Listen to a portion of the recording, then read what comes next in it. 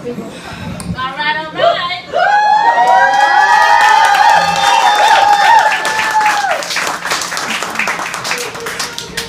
This is such a beautiful thing. I really was not expecting this turnout.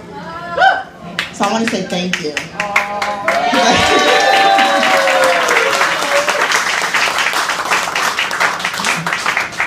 And you know, I'm a business major, and in business they tell you, you know, don't be too emotional, don't cry. So I'm not gonna cry, although I want to, right? Because I have to stand here as a strong woman, united front. But I feel like I've been doing this all night, like, hey, oh my gosh, I'm so smart. Like, so many people came through the door to support me that I did not expect will come through this door. So I'm just really happy about that. Thank you. Special thanks to my core team. I have the most amazing team. I don't care how cocky it sounds or whatever. My team is the best team in this race. I don't care what anyone says. There's time, I mean, they almost never tell me no. It's amazing. Ellen Morehouse, Jesse Mendez, Yolanda Cancel, Calvin's always in my ear. Adam is awesome. He's not a part of my core team, but he's calling me every week. You know, he's on me, what are you doing this week? What are you doing? Make sure you do this. And I'm like, oh, I did this. No, that's not enough. Make sure you do this. And I'm like, whoa, Adam, come on. Like, you know, give me a break here. So I really appreciate that, and that's a beautiful thing. I also want to thank my father.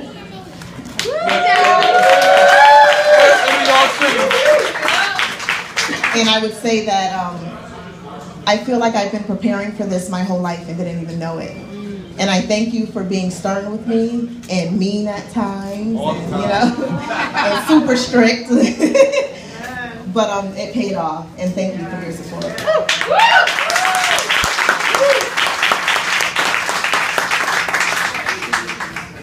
And it's important, I want to say, to make sure that, and I think I do this very well, don't surround yourself with yes people. If you want to be successful, if you have something that you want to do not surround yourself with yes people. If you're surrounding yourself with people that are always going to tell you what you want to hear and, you know, always just bow down to you, you're not doing yourself any justice. Okay? And I always want, and I'm thankful for my team, because there's times that I'm like, we should do this, we should. They're like, no, Jynai, that's not gonna work. Like, no, pipe down. You know, they're like, no, that's not okay. So, as my father said, as Ellen said, she's heard some of my school teachers that were here.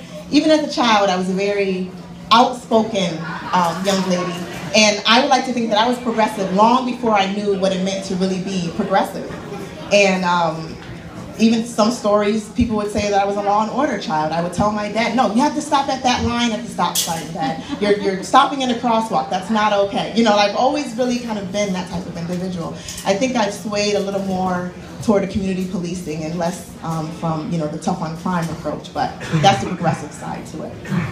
So, I want to say there's a lot of barriers that come with being a female, a woman candidate, especially a woman of color. I'm not ashamed to say I'm a young mother, young single mother. There's no shame in that. And I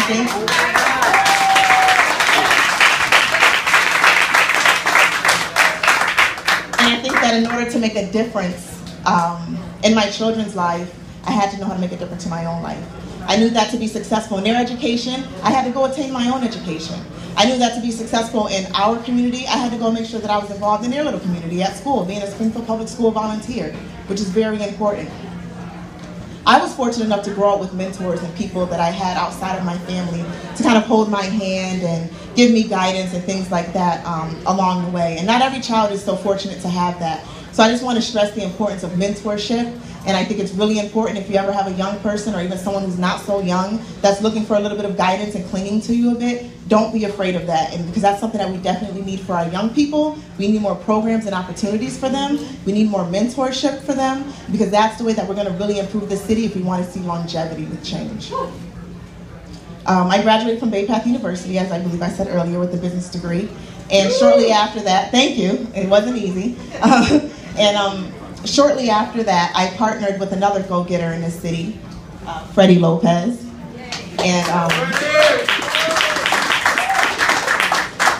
And I started my own business, which I think is another key to, you know, success in this city. Sustainable employment and entrepreneurship. I'm currently the Western Mass Regional Manager for a statewide nonprofit who does workforce development, job training, and adult basic education. And I know that one of the most impactful ways to make change in the city is not just putting people to work, it's not just getting them a job, it's making them prepared for sustainable employment. Not just minimum wage, a prevailing wage, something that they're going to be able to live off of and get their families out of poverty. As a member of the Community Police Relations Committee for the city, public safety is near and dear to my heart. And I would like to think that while we went on our listening tour from neighborhood to neighborhood, it actually expanded the scope of what should be considered public safety. Public safety is everything from the speeding that takes place on Parker Street that many residents are, tired of. Public safety and community police relations. Yes, Miss Ruth, I know, and thank you she's one of those people that holds me accountable, and she takes me around to her neighbors and they make sure they tell me their concerns, and I'm going to make sure that I put those on the forefront when I'm on the council because those are valid concerns. A major thing is people will tell you that the city council is all about financial oversight and land use. And that's very true. But I think another major portion of that is constituent services. Yes. You have to listen to the people. That's right, exactly. These are the people that go to that ballot, rain or shine, and vote for you. You have to listen to the people.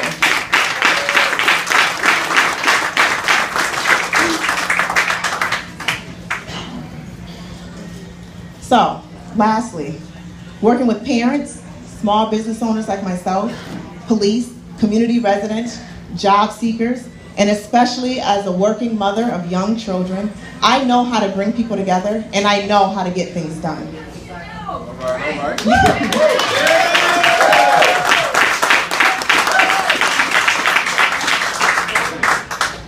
Now more than ever, we need collaborative leaders who can bring people together to solve problems. And I know that the only way for us to improve our city is to harness this thing that, we hear this buzzword, economic development, economic development. What does that mean, economic development? And I know that along the fight, there were certain people that were afraid of MGM coming or they didn't want it, and I can understand the reasoning for that. And it's a scary thing when you hear this thing, economic development, you hear this multi-million-dollar company is coming, and you hear they're going to give jobs, but you wonder, well, am I going to get a job? How is that really going to affect me? So I want people to know that I'm behind the scenes all the time. I'm in MGM every week, advocating for our community, advocating for union inclusion, advocating for local residents, women's, minorities, and veterans to make sure that we get access to those jobs and that we're actually able to boost the low income and even the middle class as well. Right, yeah.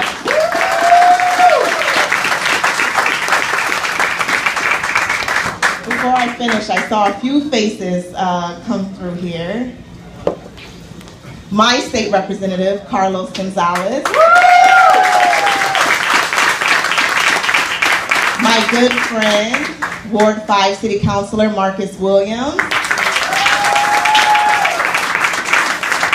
I thought I saw one more. Yes, I thought I saw Justin. And you know what, let me tell you something about Justin, right? So when you're running for office and you sit down, you meet with everyone, you have coffee, or you knock on their door, and they'll tell you, I'm not endorsing anyone, I'm not doing this, I'm not doing that. They don't even want to take a picture with you. Justin was the first one to say, take a picture, put it on Facebook, blast it, I have your back, and I appreciate that, Justin.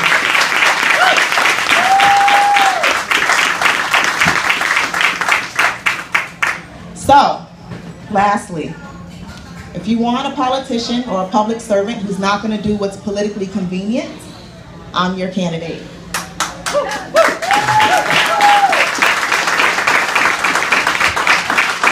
If you want someone who's going to, as Adam said, they don't like us to, use that word fight, but if you want someone who's going to advocate or fight for the people and not be a back scratcher, I'm your candidate.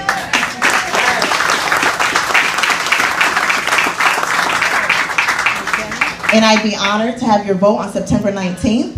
I want you to remember there are a lot of contenders in this race. This is probably going to be one of the biggest races City of Springfield has seen on a municipal level in a very long time. There are a lot of candidates out there with deep pockets and deep connections. I'm not afraid of that. I've been hitting the doors since March. I'm going to keep hitting the doors.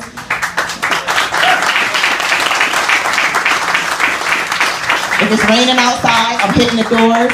If it's hot, I'm hitting the doors. It does not matter. I'm out here because I understand what it takes to achieve what you want to get. So once again, give me your vote September 19th. You can drop a 20 here or there. I appreciate that too. And thank you. And I want everyone to feel free to hang around and have a good time and listen to some good music and take some photos. Thank you. Thank you.